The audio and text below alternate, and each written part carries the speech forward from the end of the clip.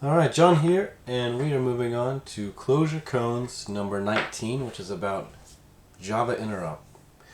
Really, Java Interop is the killer feature of Clojure because that will let you work with Java libraries which you may or may not be forced to use. And this way you can use Clojure inside of your enterprise projects and be a little bit happier than you would be otherwise. Okay, so let's get started. You may have done more with Java than you know. Alright, so we're going to call the class function on the string warfare. It says hint, try typing java.doc warfare in the REPL. And if we do that, java.doc warfare, then that opens up a web browser loaded with the java.doc for the string class. So basically what they're trying to get at is that if we run the class function on some parameter, then we'll get the class of that parameter, and this is a java.lang string. Alright, let's test that out. That's true. Good, we got that one right. So next, the dot signifies easy and direct Java interoperation.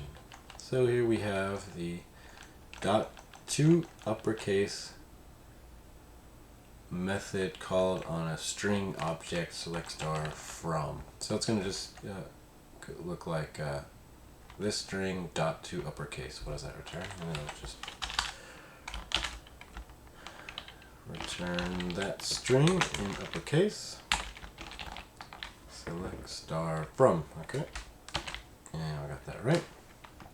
So next, but instance method calls are very different from normal functions. So here we have we're going to call map over a function with the vector select from where. We want to see those capitalized. So what they're saying is that we cannot say map dot to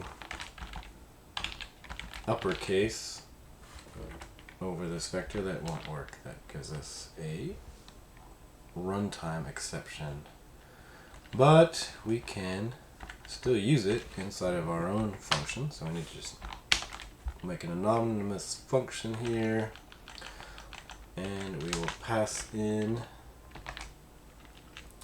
a string as an argument to our function, and that can do the standard Java method call on that string.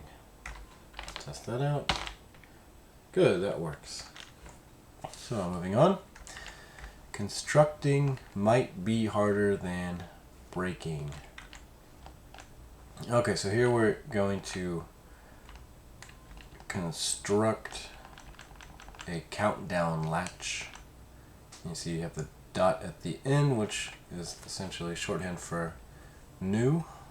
So we'll run the new, we'll run the constructor basically with an argument 10, and then we have on that object, and we can run the get count method, and we will get back 10. So let's try that. Yep, that returned true. Good. Next, static methods are slashing prices. Okay, so here we have math.power. Essentially, it's a static method on the math class. So we don't have an instance that we're dealing with. So it'll just be 2 to the 10, which we could write as and apply multiplication across 10 times 2. So we're going to repeat the number 2 10 times, and then we're going to apply a multiplication to that list, and that should be the same as taking 2 to the 10th. Alright, we got that one right as well. So, thanks for watching.